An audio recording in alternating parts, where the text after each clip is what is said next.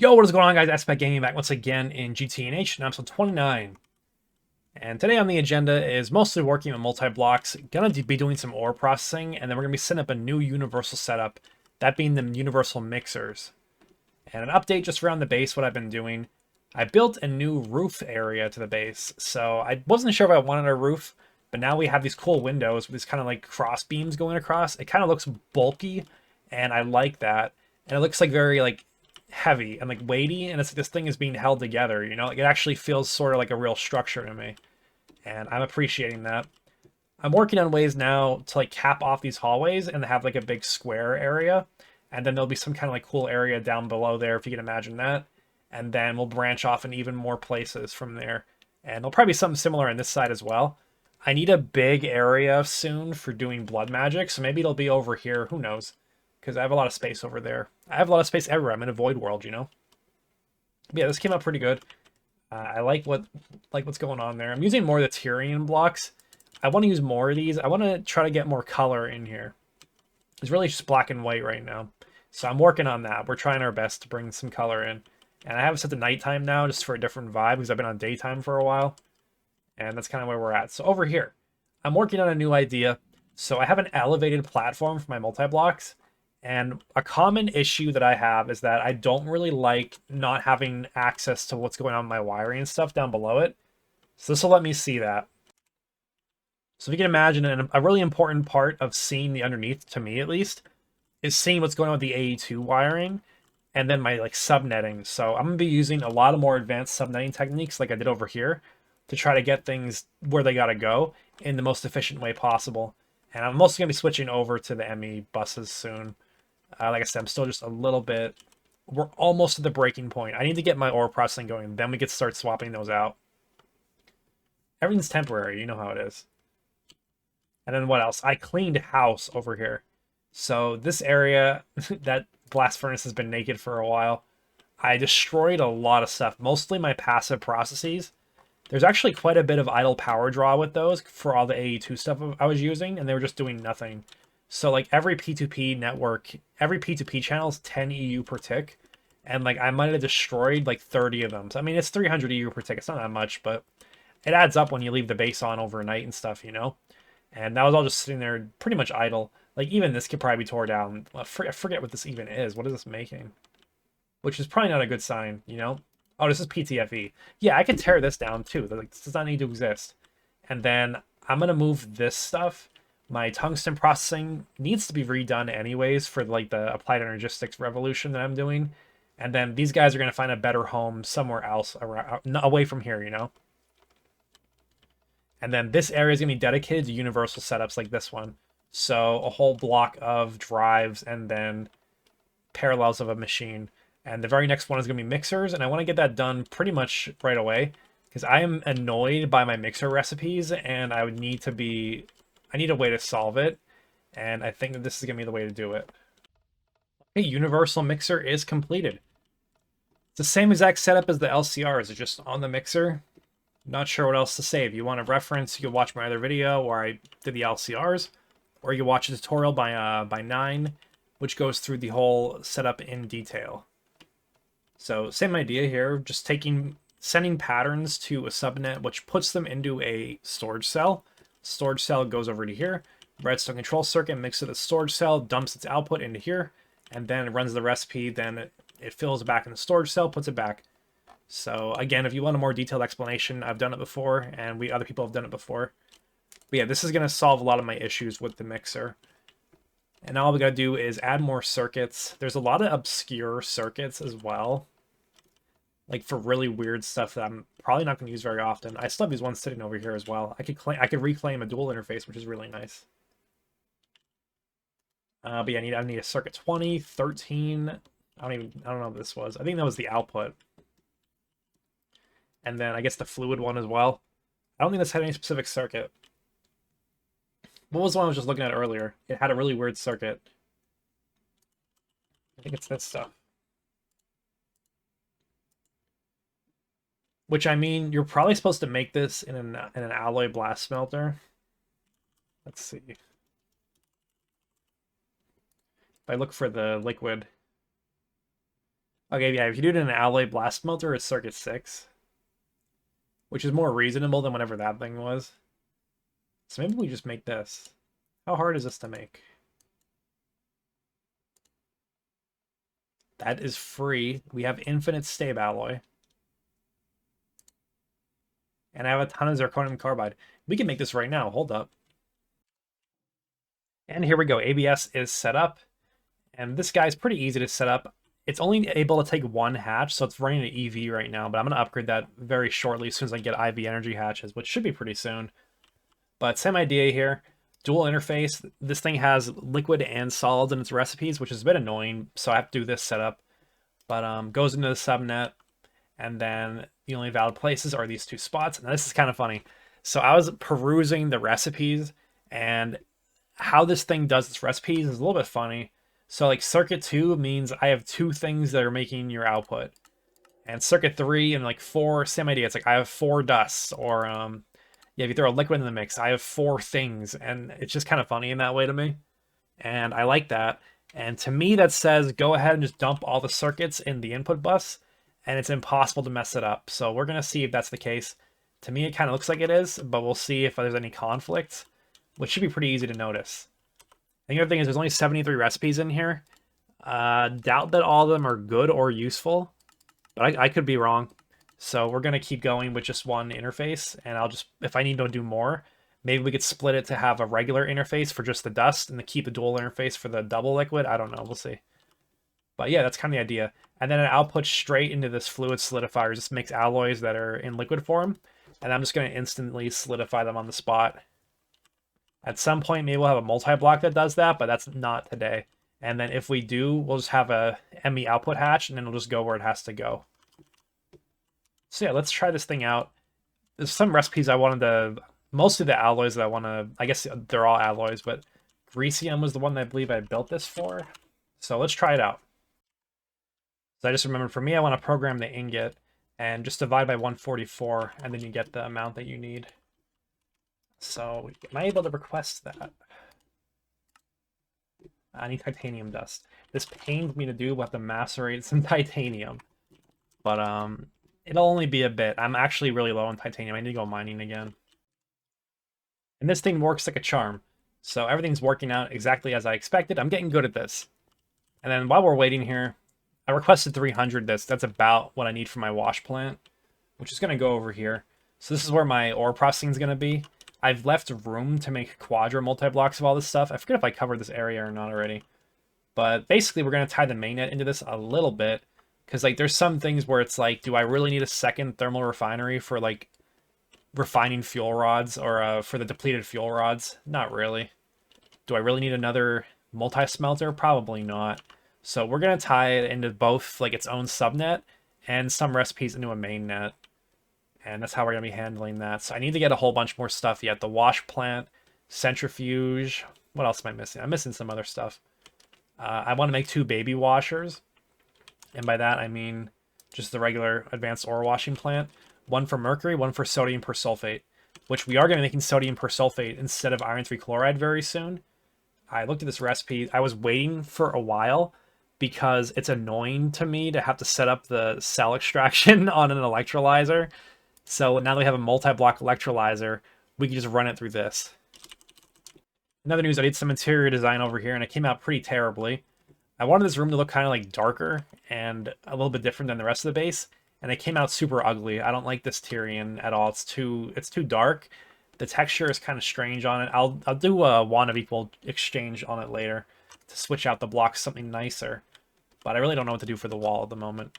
But I like this like trim block that I used, this Tyrian armor plating block with opening. Looks pretty good. And I did this because I was upgrading my storage. So I made a whole bunch more drives, and we're filling them. This is the fluid side. This is the item side. Maybe we'll need more items. I don't know. We'll see. But being able to just store stuff in the fluid drives is really freeing, and it's been really good. And we'll continue to do that. And these mushrooms got to move too at some point, but it's okay. I gotta get rid of these. I gotta make a super node. That's not today, though. It's gonna be a while, probably. Here we go. The ore washer is done, but I am not. I have more work to do. Still have more multis that I want, and I'm not hooking them all up until they're all done, and it's gonna feel really good. All the multis are complete. Or at least all the ones that I remembered. Maybe there's something I forgot. It's all off the top of my head. But we're going to get started on the ore filtering system that I want to do. So the main idea is that I want to be able to put compressed chests on a block, and they get emptied very quickly. And I think this is on the wrong mode. Yes, there we go. That's the correct mode. So this is going to go to an interface, which is a subnetwork, which is going to be this thing here. I guess the items are in the pipe right now. Yeah, they're going to go to a subnetwork, and the subnetwork is going to sort things using storage buses with capacity cards, which is probably like the cheapest way I could think of to do this. And then if you just want to add more filters, you just start putting more interfaces and stuff. So I'm going to start doing it, and as I figure it out, I'll explain more of it. Okay, it's time for a little explanation. So cable coloring. My blue cables generally are the main net. This cable is like the carrier net. I should probably make this a different color, like purple or something. I'll do that later. Green is the subnetwork. We can see we have a quartz fiber with a controller here. This is dense cable because if I want to add more filters, I could add more interfaces with more storage buses. And as we can see, we're already at 7. I just want to future-proof it, so I'll use dense cables for now. Red is like the sub network. So what's happening here is that we're depositing items into a subnet, which is the green net. The green net is going to store, or the lime net, my bad. You know what I'm saying, though. The green net is going to store my items for ore processing. I'm going to have a little bit of a storage system for it. And it's going to distribute them where they got to go. So this guy's filtered, for example, to say raw ores. But not all of them are going to be like that. So this is going to the macerator. So this is one's going to have like ore dictionary filter cards for the most part. But like for the ore washers or the chem baths, like let's just use this for example. I'm going to drag in the thing that I want, and it's going to filter just that item to that area, if that makes sense. And we'll see it work in a moment once I hook these up. So each of these red lines is going to go to where they got to go. And I've also decided to not use any of this stuff for mainnet processing. I'll just make new machines for that. This should be separate, I feel. And don't forget, when you make a subnet, you got to power it. So each of these also has a quartz fiber and an extra cable running underneath. That powers the whole red line. Now I just want to say, kind of as I'm doing this, this thing probably seems pretty complicated, but honestly, like if you just think about it, what I'm doing is pretty straightforward. I would say that I was confused about a lot of what people were doing with AE2 with this pack until like a week ago. And I'm not sure what clicked, but you know, like something did, where all of a sudden I kind of like figured out what people do with the more advanced applied energistics in this pack. And I think it's worth studying what people are doing on the Discord. Like just go in the GregTech Discord and just, I don't even talk. I just like would watch what people post. And I think it helps a lot. That's all I got to say about it. It looks more complicated than it probably is. That's all I'm going to say. And you can do it. It's what we're getting at. There's been more people noticing lately that the jumps between episodes, like even 5 episodes ago, it's crazy. And that's just kind of how the game is at this point. I'm out of the lime wire, if you will. But that's just kind of how the game is at this point. By the way, I broke down that line that went to the farms because I'm getting rid of the industrial craft farms. I want to do anything I can to not use those. And I saved almost 3 stacks of glass fiber cables, which is crazy that I just used that and basically never used it. Yeah, I'm going to wrap this up and then we'll go through the system as I'm filtering it together. So quick explanation, I'm figuring this out as I'm going because I'm remembering how to use the system. If you don't have a filter set for this stuff yet, you need to put a dummy block in here. Otherwise, it's just going to send stuff randomly around. I did that. I sent a whole bunch of redstone, crushed redstone to my main net. I got to go fish it out. It happens. The other thing is that the return... So let me just go through this real quick. I went through the red line. The red line is the filtering line. And then we return it to the green line to be filtered again. The final filter is over here. This goes back to the main net. So, like for example, my redstone is done. We'll put that in there. Now the redstone, as it gets put into this thing, it should automatically go out to the main net. Like so. Now, I temporarily have a storage drive here. You don't need this. And I might not even need it, like, at all, to be honest. Like, what if I just get rid of it? I need to get rid of some items. Like, it might put the items somewhere, regardless of no space. No, it's not going to do that. So I do want a storage drive for now, just because as new items come in that aren't filtered, I want to have a chance to filter them. And then all I got to do is take them out and put them back in, and that resolves the problem. Now, another thing I'm remembering, you need to use the pipe. Yeah, this is it. It's like the straight up and down bar. It's called the pipe symbol. If you want to do multiple things in this or dictionary filter. So I want to do crushed centrifuged. If you use the and symbol, it is literally an and symbol. This is an or symbol, so it lets you do either or. So now if I throw these back in, it should route these to the macerator now.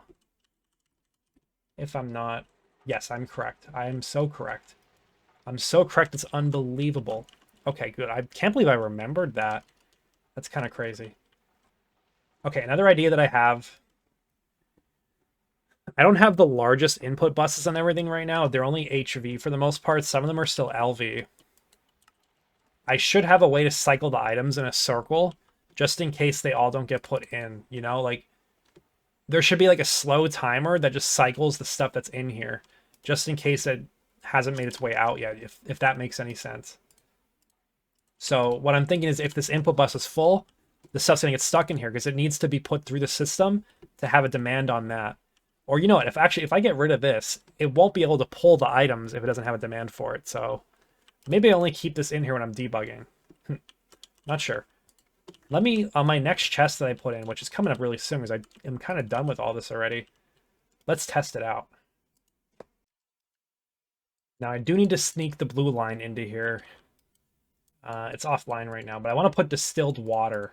There we go, I can do that. We need to put distilled water into this, and then we need to put the mercury and the, what is it, sodium bisulfate or something in here as well. I don't remember the name. Don't kill me over it. You know, there's actually a couple other reasons that the blue line is necessary for over here. Number one, there's some recycled dusts that are uncommon that I'll put into this electrolyzer. And then I want to get into this output hatch ME and this output hatch ME over here. I don't really want my subnets to deal with the fluids. Just send them straight to the main net. I don't want to have to deal with that. So that's what we're doing there. And then it has this added bonus of me being able to add stuff to the electrolyzer. And I do need to get stuff over here anyways. So I'm working on 2 more fluid export buses and then we're all done. Then comes the fun part, which is deciding what to do with literally every ore in the game. And that is going to be a time for sure. And I guess we're going to figure it out. Yeah, items don't have a place to go. They just won't show up in the network, it seems like. So I should give them 1 storage cell to live in. And now they'll be able to go and be safe in the main network. Okay. So I'm going to start bringing my chests over, and we're going to start filtering through stuff. Now this is an issue I didn't account for. I'm not sure how to deal with. So the electrolyzer, it has strange dust sizes for the recipes. Dusts are going to get clogged up in there. How am I going to deal with that? I'm really not sure. So I'm slightly concerned right now that I'm going to completely fill my AE system with, like, random stuff.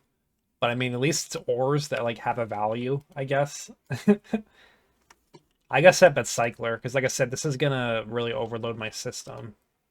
Yeah, I have 40, I have a million types in there already. It's overloaded.